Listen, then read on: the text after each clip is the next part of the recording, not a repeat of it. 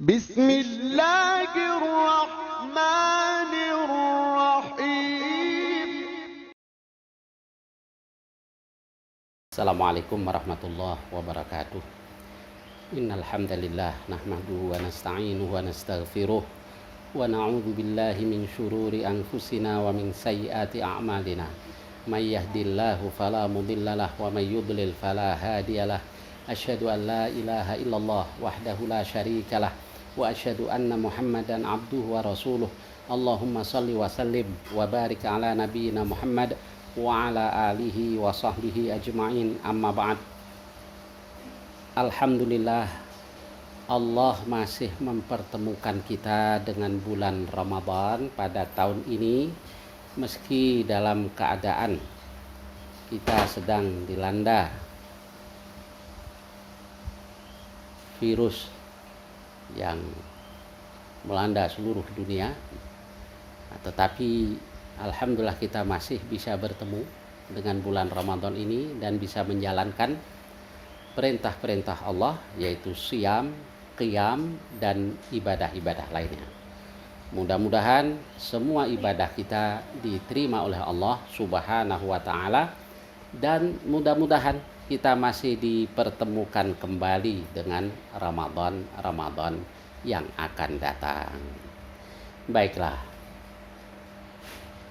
berkenaan dengan fadilah atau keutamaan Ramadan itu banyak sekali, diantaranya sebagaimana yang disabdakan oleh junjungan kita Nabi Muhammad Sallallahu Alaihi Wasallam di dalam salah satu hadis yang berasal dari Abu Hurairah radhiyallahu an dan disepakati oleh Bukhari dan Muslim. Beliau bersabda, "Idza jaa Ramadan futtihat abwabul jannah." Apabila Ramadan tiba, maka dibukalah pintu-pintu sorga. Wa ghulliqat abwabun nar, ditutuplah pintu-pintu neraka. Wa suffidatis syayatin, dan diikatlah, dibelenggulah syaitan. Nah, inilah diantara fadilah bulan Ramadan. Yang pertama, futtihat abwabul jannah, dibuka pintu-pintu sorga. Apa yang dimaksud? Bisa yang dimaksud adalah yang sesungguhnya, bahwa pintu-pintu sorga dibuka, atau bisa juga dalam arti yakni bahwa kesempatan meraih sorga, kesempatan meraih pahala dibuka lebar-lebar oleh Allah Subhanahu wa ta'ala di bulan Ramadan ini.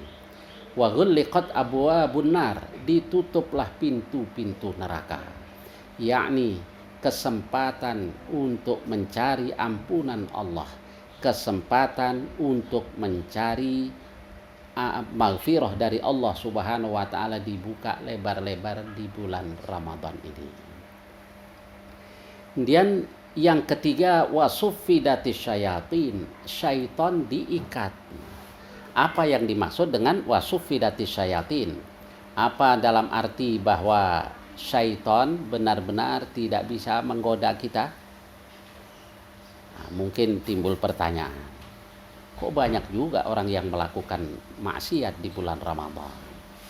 Ya, yang pertama bahwa orang tanpa syaitan punya juga kecenderungan untuk berbuat tidak baik, karena manusia punya nafsu. Jadi tanpa syaitan pun orang sudah punya kecenderungan untuk berbuat yang tidak baik, apalagi kalau ditambah dengan godaan syaitan. Kemudian yang kedua, bisa juga yang dimaksud dengan suffidat bukan dalam arti diikat yang kemudian dia tidak bisa menggoda. Sebab di dalam salah satu hadis sahih yang berasal dari Abu Hurairah radhiyallahu an, beliau katakan bahwa beliau pernah diperintahkan oleh Rasulullah Sallallahu Alaihi Wasallam untuk menjaga zakat Ramadan. Lalu Nabi katakan, "Wahai Abu Hurairah, siapapun yang mau ngambil jangan dikasih." Kemudian di malam hari ternyata ada yang datang. Kemudian ditegur oleh Abu Hurairah. Begitu ditegur, Dia mengeluh, dia katakan ana fakir, du'iyal, saya ini orang fakir, saya punya tanggungan keluarga begini. Abu Hurairah nggak tega dilepaskan. Pagi harinya Abu Hurairah bertemu dengan Rasul, dan ternyata Rasulullah Sallallahu Alaihi Wasallam sudah tahu. Beliau langsung bertanya, ma fa'ala asirukal barihah, apa yang dilakukan oleh tawananmu semalam wahai Abu Hurairah? Beliau katakan, ya Rasulullah, dia saya tangkap, dia mengeluh begini begitu, saya tidak tega, saya lepaskan. Tapi dia janji dia tidak akan kembali lagi. Nabi katakan, kadzab wa sayamut, dia bohong dan dia akan kembali lagi. Malam yang kedua begitu lagi. Dia datang lagi, ketika dipegang oleh Abu Hurairah, dia mengeluh begini begitu, dia tidak tega, dilepaskan. Dan dia janji tidak akan kembali lagi. Pagi harinya Abu Hurairah bertemu lagi dengan Rasulullah Sallallahu Alaihi Wasallam, dan Nabi langsung tanya sebagaimana kemarin, ma fa'ala asirukal barihah, apa yang dilakukan oleh tawananmu semalam? Kemudian diceritakanlah oleh Abu Hurairah, ya Rasul, dan dia janji kok dia tidak akan kembali lagi. Nabi katakan kadzab wa sayamut, dia bohong dan dia akan kembali lagi. Malam yang ketiga Abu Hurairah ngancem, malam ini kalau dia datang, saya tidak akan lepaskan dia sampai saya bawa dia menghadap Rasulullah Sallallahu Alaihi Wasallam. Pada malam yang ketiga dia datang, ditangkap oleh Abu Hurairah. Abu Hurairah katakan, nah sekarang saya tidak akan lepaskan engkau hingga saya bawa engkau menghadap Rasulullah Sallallahu Alaihi Wasallam. Rupanya dia ketakutan. Dia katakan, tolong lepaskan saya. Sa'u'allimuka syai', aku akan ajarkan sesuatu kepada engkau. Mahu, apa itu? Dia katakan, idza awaita ila firasyik faqra ayatal kursi allati fi suratil Baqarah. Kalau engkau hendak tidur, bacalah ayat kursi yang ada di dalam surah Al-Baqarah. Allahu la ilaha illahu hatta takhtimal ayat. Yaitu Allahu la ilaha illahu hingga engkau khatamkan ayat itu.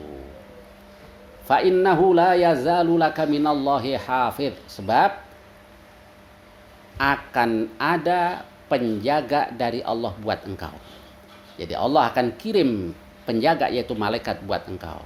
Wala yaqrubannaka syaitan, dan engkau tidak akan didekati oleh syaitan hatta tusbih, hingga engkau masuk waktu subuh.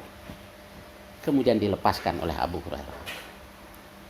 Pagi harinya Nabi bertemu dengan Abu Hurairah, dan Nabi langsung tanya, ma fa'ala asirukal barihah, apa yang dilakukan oleh tawananmu semalam?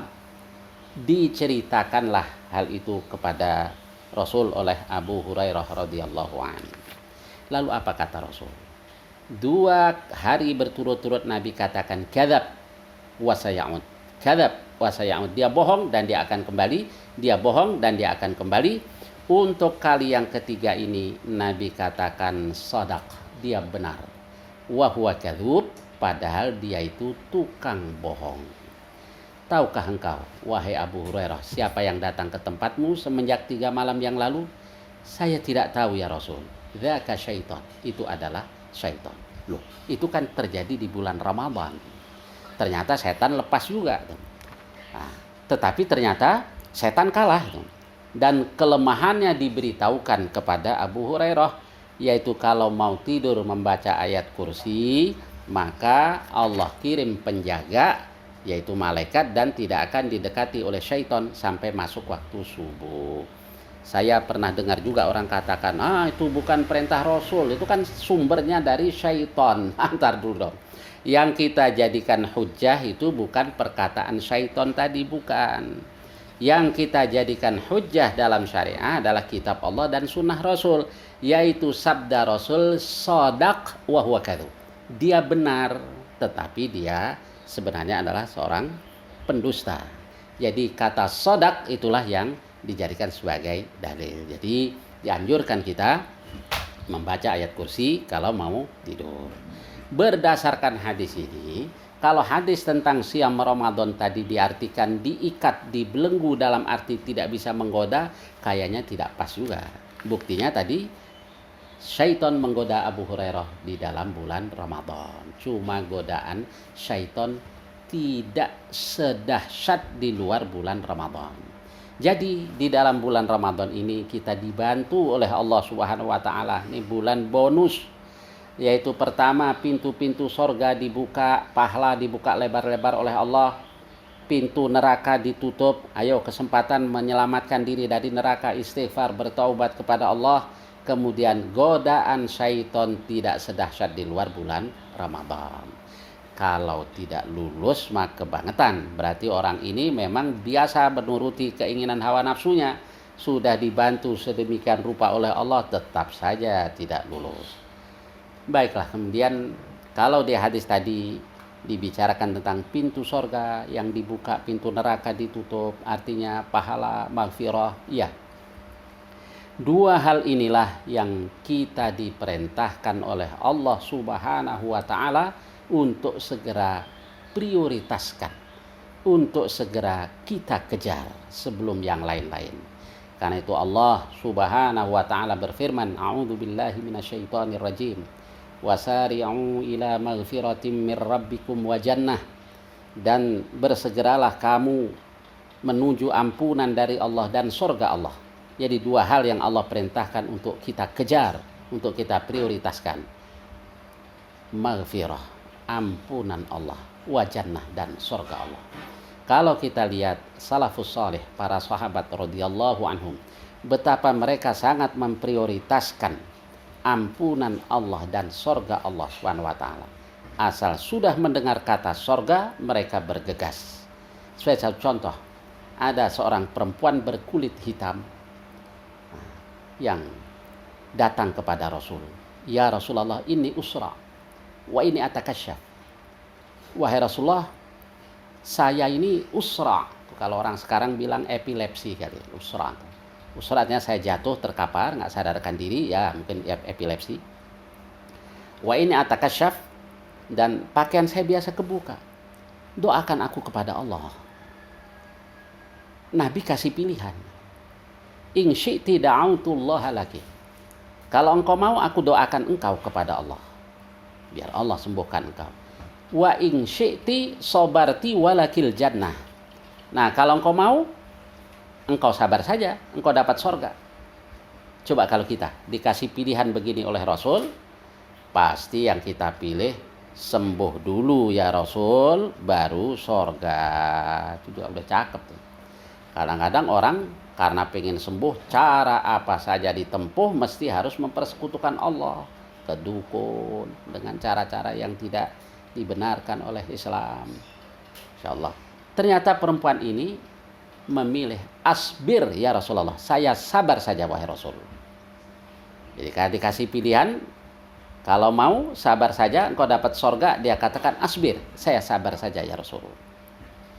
Dan dia pulang, balik lagi. Cuma begini ya Rasul, pakaian saya suka kebuka, ini atakasyaf. Kalau saya lagi kambuh tuh pakaian saya kebuka, doakan aku kepada Allah. Lalu didoakan oleh Rasul kepada Allah. Ini perempuan tetap epilepsi, tetapi ketika sedang kambuh pakaiannya tidak terbuka. Apa yang dia pinta? Yang dia pinta kaitannya dengan tuntutan syariah, yaitu tidak membuka aurat. Hanya itu yang dia pinta. Ini contoh seorang wanita berkulit hitam, ahli sorga, karena yang dia pilih adalah sorga. Masih banyak sekali contoh dari para sahabat radhiyallahu anhum. Sebagai satu contoh lagi adalah ada seorang sahabat yang biasa melayani Rasul. Jadi kalau malam dijagain di teras Rasul, diambilkan air buat wudu, buat hajat Rasul. Suatu malam dia mendapat kesempatan emas dari Rasul. Nabi katakan, sal, mintalah. Jadi setelah dia melayani Rasul, mengambilkan air buat wudhu dan seterusnya, Nabi katakan mintalah. Masya Allah. Ini kalau kita mimpi saja ketemu Rasul, lalu Rasul tanya, ayo mintalah, saya doakan. Pasti yang kita pinta tidak jauh dari urusan dunia. Berarti prioritas kita belum surga Allah. Nah, ini sahabat mendapat kesempatan emas, ternyata yang dipinta adalah sorga. Sal, mintalah. As'aluka murafaqataka fil jannah. Ya Rasul, saya minta supaya berteman denganmu di sorga. Satu, karena sangat memprioritaskan sorga. Yang kedua, karena sangat mencintai Rasul hingga pengen bebarengan dengan Rasul sampai ke sorga. Ditawari lagi sama Rasul, awa ghaira dzalik, ada lagi tidak selain itu? Huwa, enggak, itu saja sudah. Kemudian Nabi katakan, fa'inni ala nafsika bikathratis sujud. Kalau begitu bantu aku untuk mewujudkan keinginanmu itu, yaitu dengan cara banyak bersujud, yakni banyak sholat nafilah. Ini contoh di antara para sahabat betapa mereka itu sangat memprioritaskan maghfirah Allah dan memprioritaskan surga Allah Subhanahu wa taala. Nah, sekarang kalau kita introspeksi, apakah kita sudah memprioritaskan surga Allah? Apakah kita sudah memprioritaskan maghfirah Allah? Kalau belum, ya ayo dimulai dari Ramadan ini. Kita segera kejar, kita cari, kita prioritaskan surga dan ampunan Allah Subhanahu wa taala. Mudah-mudahan kita bisa menjalankan ibadah Ramadan di tahun ini sebaik mungkin dan masih dipertemukan lagi oleh Allah dengan Ramadan berikutnya. Wa sallallahu ala nabiyyina Muhammad wa ala alihi wa sahbihi wasallam. Walhamdulillahi rabbil alamin. Assalamualaikum warahmatullahi wabarakatuh.